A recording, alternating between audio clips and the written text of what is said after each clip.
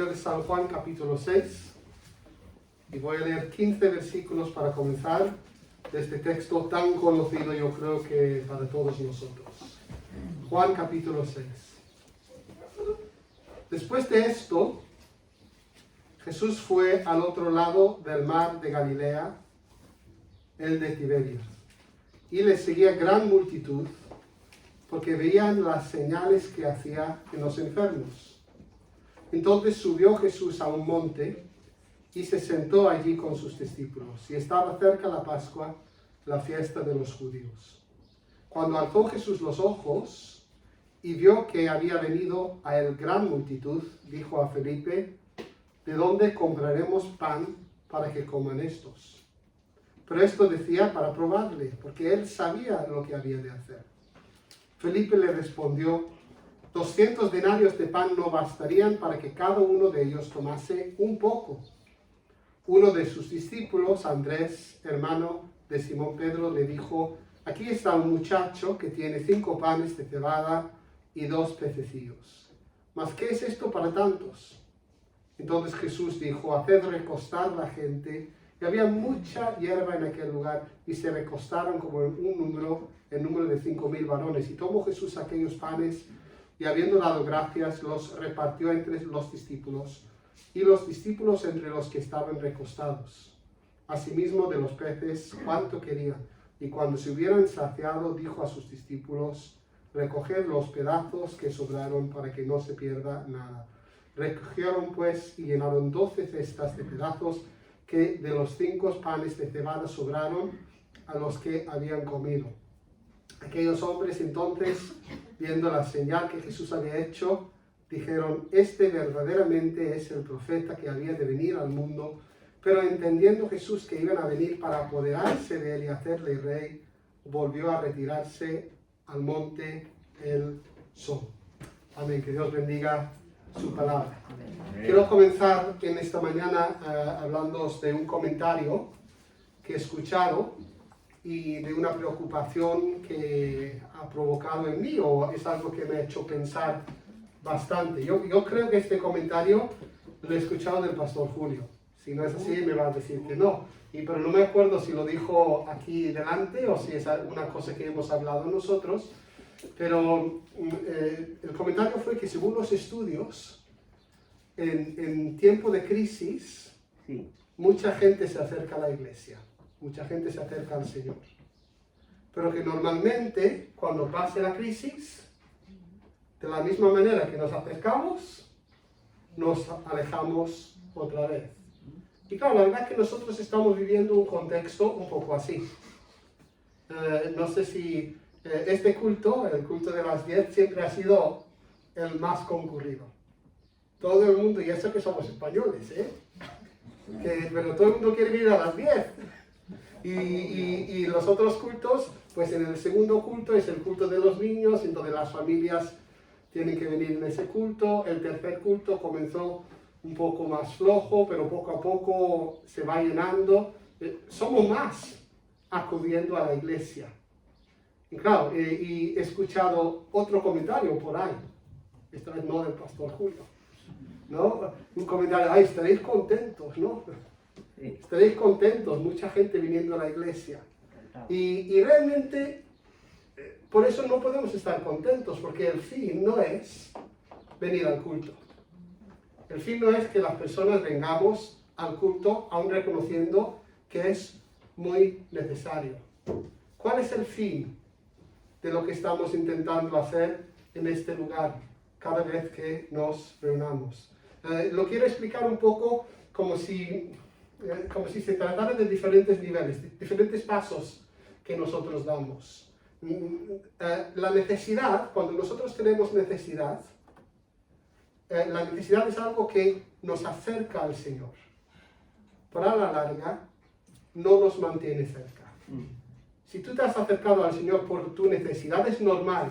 Pero a la larga, tu necesidad no te mantendrá cerca del Señor. Yo lo pienso un poco. Imagínate que estuvieras como caminando por el desierto, una noche de frío, y ni siquiera tienes un buen abrigo, y ves una hoguera. Ves algo de fuego. a que tu primer instinto sería acercarte al fuego. La esperanza que te puede dar ese fuego, ese calor, esa luz. Pero hay otro nivel. Si la necesidad no nos mantiene cerca del Señor, ¿qué es lo que nos mantiene cerca? Realmente sentir el amor de Dios, experimentar su amor, tener una relación con Él, sí te mantendrá cerca del Señor. E incluso sentir el amor de Dios es capaz de hacer que seas un fiel y respetado miembro de una congregación como esta. Aleluya. Un fiel y respetado miembro de una congregación como esta. Ahora sí estaremos contentos, ¿no? Queremos fieles y respetados miembros, pero tampoco realmente nos pone muy contentos eso, porque tampoco es el fin. Es verdad, experimentar el amor de Dios te mantendrá cerca, pero yo creo que hay un paso más allá todavía, más importante, que lo hablamos muchas veces. Yo creo que, y lo hemos escuchado muchas veces, igual pienses esto, ya lo sé, pero es muy importante que no nos olvidemos. Hermanos, hace falta tomar una decisión de realmente seguir a Jesús. Y que esa decisión afecte todas nuestras decisiones, nuestras actitudes, nuestras palabras y nuestros actos. Y eso es una cosa que llamamos normalmente la conversión. Que claro, yo entiendo que hoy en día hablar de la conversión es una palabra que parece chocar con lo que se suele decir. Pero yo creo que es una idea que ha chocado siempre. Pero realmente hace falta tomar una decisión y ser discípulo. La diferencia es ser discípulo. Y realmente es dejar de ser una persona que recibe y empezar a ser una persona que da a los demás. Eso es la transformación más importante que obra el Evangelio en nosotros. Con cierto temor, quiero seguir un poco con esa idea que os he dicho. Estás caminando por el desierto de noche sin abrigo y en tu necesidad ves el fuego, ves la hoguera y te acercas. Y después, al sentir el calor, al entrar en calor, es muy probable que te quedes. Pero realmente el llamado sobre nuestra vida como cristianos es que nos convirtamos en discípulos, y dentro de esta analogía, eso es, y entiendo que decirlo de esta manera se puede malinterpretar, pero creo que me vais a seguir bien, es meterte tú en el fuego y convertirte tú en fuego, y de esa manera tú llegas incluso a poder dar luz y calor a los demás. Y claro, no estoy diciendo que nos tenemos que meter físicamente en ningún fuego, pero sabemos también que dentro de la palabra de Dios, la figura del fuego, la pasión, el fuego del Espíritu, es una imagen muy concurrida, es una imagen muy común. Entonces realmente el fin que tenemos como pastores de la iglesia, creo que puedo hablar en nombre de los que estamos aquí, es que nosotros lleguemos a ser la presencia de Dios. No nosotros los pastores, sino nosotras la iglesia, lleguemos a ser la presencia de Dios en este mundo. Y que la relación que tenemos con el Señor nos transforme hasta tal punto que lleguemos a ser, como en palabras de Pablo en 2 de Corintios, fragancia de Cristo. Nosotros tenemos que llegar a ser el fuego que da calor y luz a los demás. Y claro, la pregunta aquí es muy sencilla, ¿no? En ese proceso, ¿dónde estás? ¿Estás en tu necesidad, solamente acercándote? Hombre, ¿te quedas porque aprovechas del calor? ¿O realmente has entregado tu vida al Señor? Y siempre teniendo claro que aunque sientes que ya estás en ese tercer nivel, no podemos bajar la guardia, porque esto no se trata de una cosa estática. Es muy fácil estancarnos, es muy fácil alejarnos del fuego y solo volver cuando nos interesa, ¿no? ¿Dónde estás tú y dónde quieres estar? Sobre todo, date cuenta de que se trata de tomar una decisión tú. El Señor te invita, pero tú tienes que tomar una decisión. Entonces, ¿cuál es mi preocupación? Porque os he dicho que un comentario que ha provocado en mí una preocupación en la parte que me toca a mí como uno de los pastores de la iglesia, mi preocupación no es hacer que tomes esa decisión porque es una decisión personal. Mi preocupación es que te quede claro, que no se me olvide a mí deciroslo. Hay que ser discípulo de Jesús. Hay que ser discípulo. No hay que quedarse al margen. Y aquí no estoy hablando de la iglesia. Si nosotros realmente somos discípulos de Jesús, es que afectará cómo estamos en la iglesia, cómo estamos en nuestra casa, cómo estamos en nuestro trabajo. Ahora mismo no afectará mucho cómo estamos en la sociedad porque no podemos salir. Pero en circunstancias normales afectará todo, cómo tratamos con la gente con la que nos encontramos. Y eso, hermanos, eso no lo podemos dejar de decir nunca. No lo podemos, porque si no, la gente que se acerca a la iglesia, es que después se alejarán de la iglesia. Que tampoco, perdonadme, tampoco es tan grave. Pero si la gente se acerca al Señor, que se queden, que tenga esa experiencia, esa relación, y que se convierten en discípulos de Jesús. Ahora, algunos que tenéis buena memoria estáis pensando, ¿qué tiene que ver todo eso con el texto que nos has leído? Pues en realidad, todo lo que contamos aquí tiene que ver con lo que acabo de decir.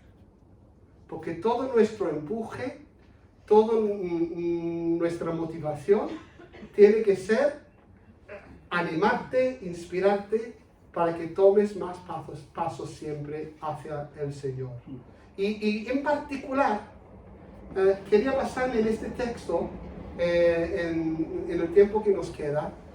Yo creo que donde encajaría específicamente en lo que os acabo de decir, es que sería un poco de inspiración, precisamente para animarte siempre a convertirte en alguien que da.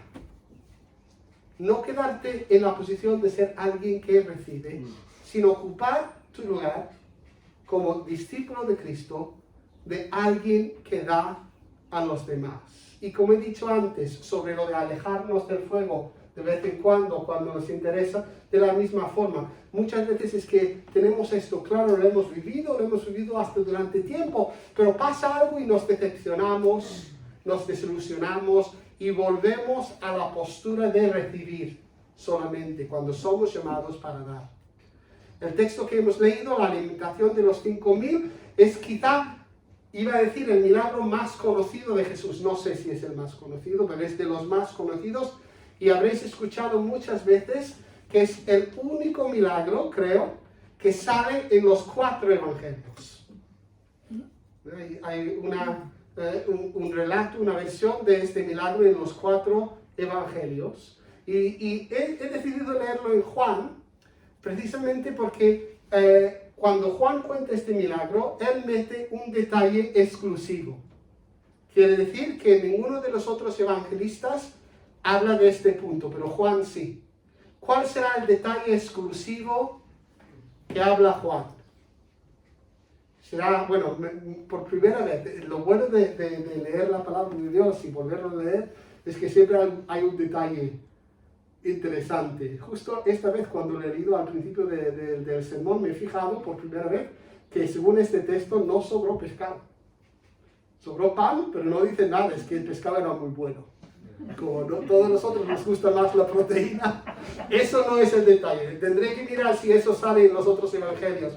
El detalle exclusivo de este evangelio de Juan es que Juan es el único que menciona el famoso muchacho que dio los panes y los peces.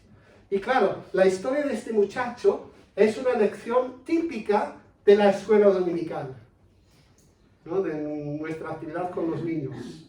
La escuela dominical, pues siempre se cuenta. Yo me acuerdo, cuando tenía muy pocos años, al menos una vez al año, tocaba siempre en la escuela dominical la historia del muchacho que dio sus panes y sus peces. Pero fijaos en una cosa, solamente sale en Juan y solamente Andrés dice, hay un muchacho aquí que tiene 5 panes y 2 peces. Mira, no podréis imaginar toda la historia de tantos detalles que en la escuela dominical nos enseñaban sobre este chico.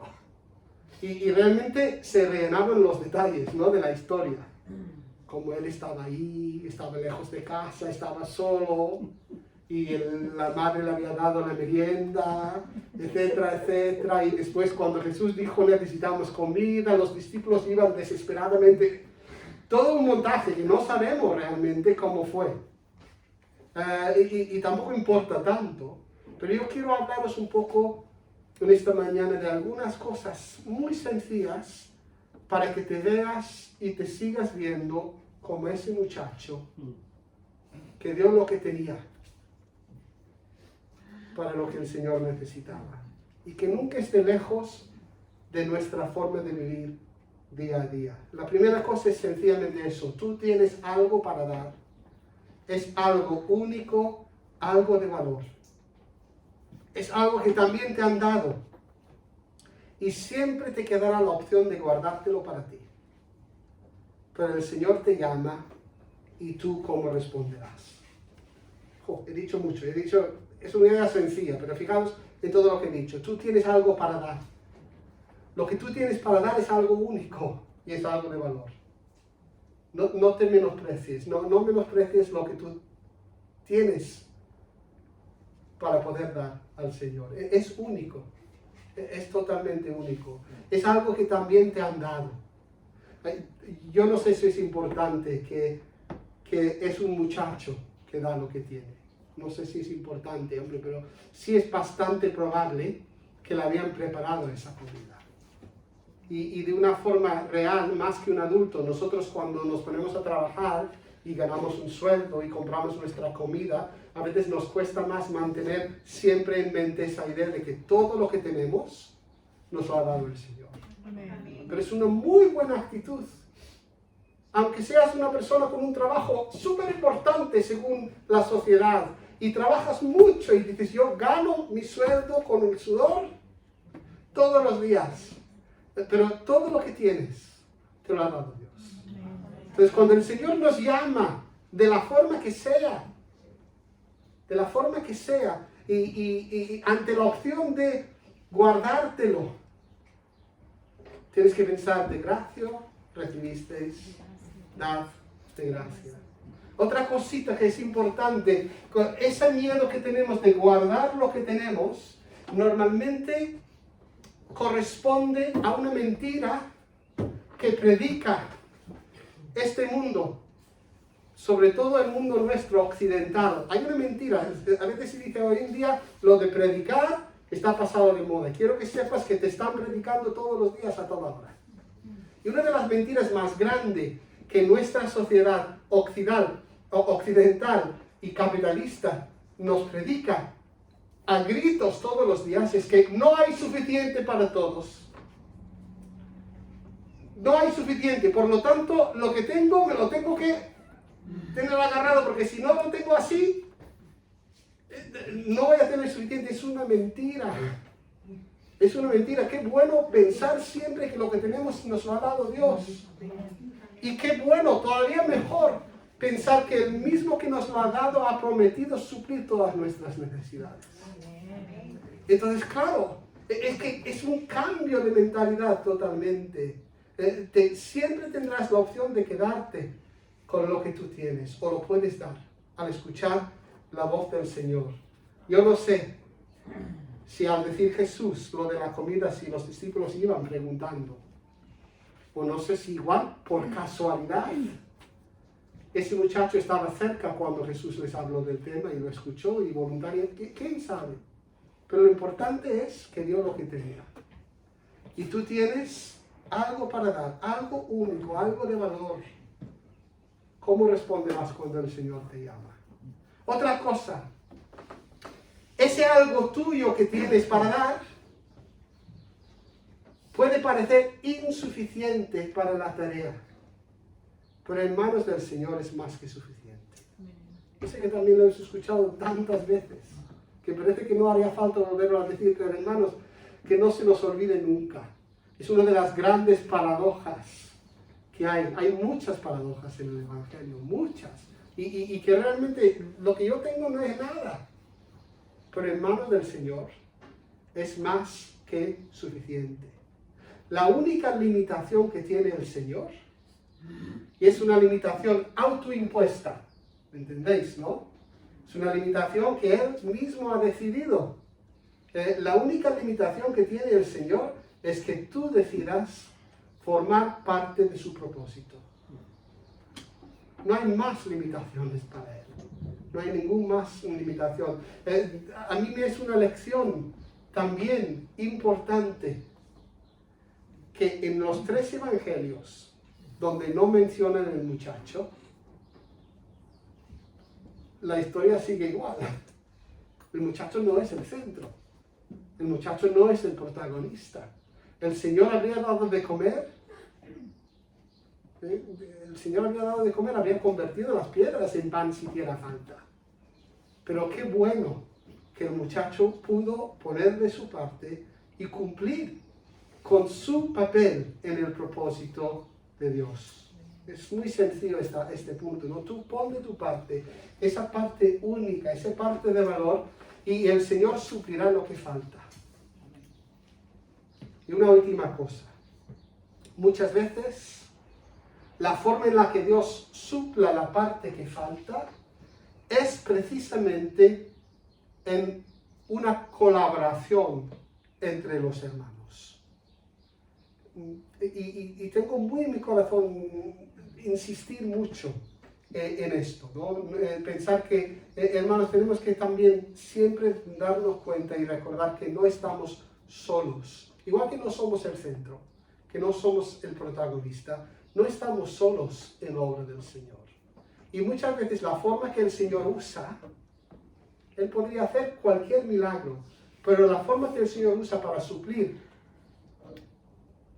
donde no llega lo que yo tengo para dar, es que se junta con lo que tú tienes para dar. Y poco a poco, pues se hace realmente junto, los pocos que tenemos cada uno, se convierten en una gran fuerza para el Señor. Y claro, yo tenía que si nosotros damos lo que tenemos y además, si estamos dispuestos a vernos como parte de algo más grande, pues nuestros pocos se convertirán en una gran fuerza para el Señor en esta ciudad. Y gracias a Dios que no somos los únicos tampoco en esta ciudad. Que hay otras congregaciones, otros sitios donde la gente está buscando al Señor, queriendo servir al Señor. Formamos parte de un propósito más grande. En la historia del muchacho, los 12, los discípulos también colaboraron.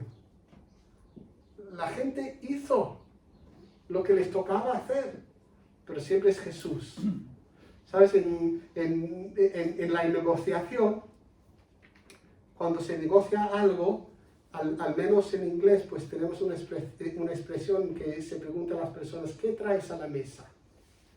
La mesa de la negociación. ¿Tú qué traes a la mesa? Y pensando, hermanos, en lo que nosotros estamos haciendo, queriendo formar parte del propósito de Dios, en esta congregación, en esta ciudad, ¿qué traes tú a la mesa? ¿Qué es lo que tú tienes para poder dar? Yo creo que alguna vez he hablado de esto, pero ¿sabéis que hay una interpretación antisobrenatural de este milagro? Bueno, de hecho es que hay una interpretación antisobrenatural de todos los milagros. Hay teólogos que no creen precisamente que los milagros existieron de verdad. Creen que la forma de explicarlos es como simbólico, pero que realmente tienen una explicación de sentido común. Y hay una interpretación de este milagro que tengo que admitir que me encanta. Tengo que admitir que me gusta mucho. Yo creo que este milagro sucedió así, porque la Biblia lo dice.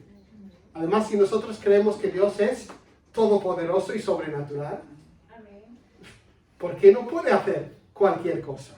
No solamente durante los tiempos de la Biblia, sino hoy en día. Porque no puede, ¿no? Es decir, que Él tiene poder. Pero según esta interpretación de este milagro, se dice que el muchacho, que fue un muy buen muchacho, seguramente venía de una familia como las nuestras, que él sacó lo que tenía. Y los demás, al ver su acto de generosidad, todos empezaron a sacar lo que tenían escondido.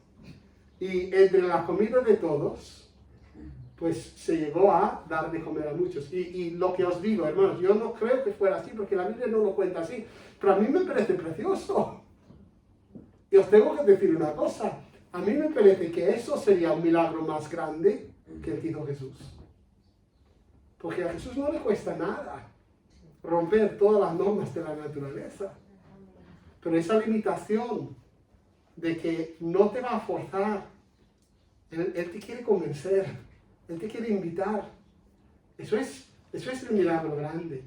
Cuando por la gracia de Dios nosotros estamos dispuestos a dar lo que tenemos y formar parte de algo más grande. Bueno, terminamos porque el tiempo se nos ha ido. Acuérdate, ¿dónde estás en ese proceso?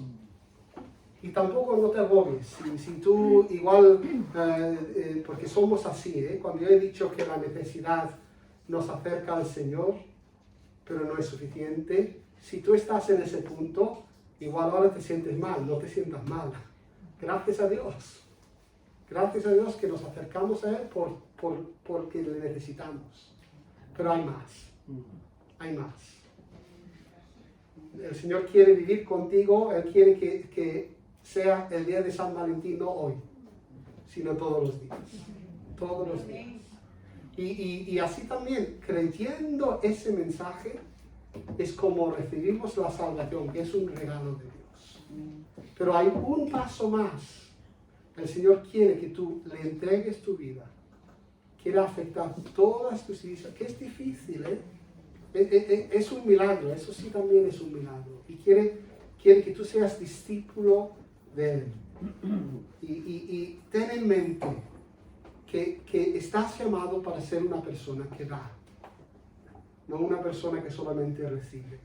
Tienes algo para dar y lo que tienes es único y es de mucho valor. No te lo guardes para ti. No será suficiente, humanamente hablando, pero en manos del Señor y junto con lo que tenemos los demás, es más que suficiente para cumplir con el propósito de Dios en y a través de nosotros. Vamos a orar para terminar el culto. Y yo te quiero invitar que si de alguna manera, ¿vale? Que ya estamos todos con los ojos cerrados, que si de alguna manera quieres responder a esta palabra, ¿no? Hay como muchos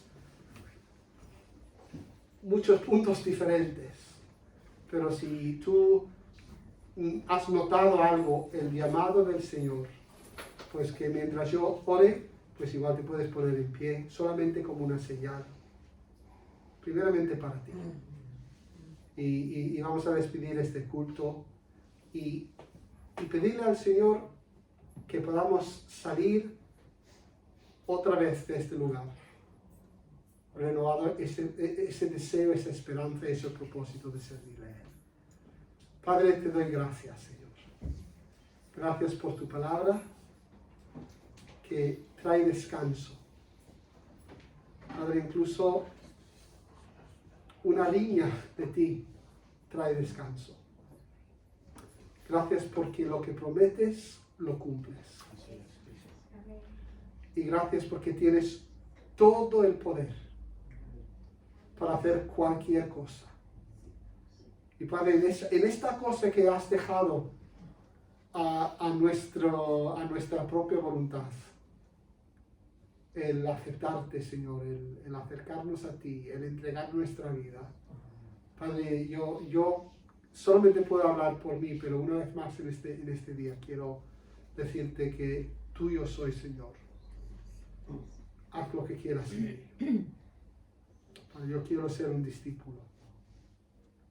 Yo quiero ser un discípulo. Yo te pido por cada uno de las personas que está aquí en esta mañana y por los que también pues nos siguen en el vídeo, Padre, que nos atrevamos a meter en el fuego y convertirnos en luz y calor también para los demás. Te lo pido en el nombre de Jesús. Amén. Amén. Amén, hermanos, que el Señor los bendiga mucho. Hay culto el miércoles a las 8.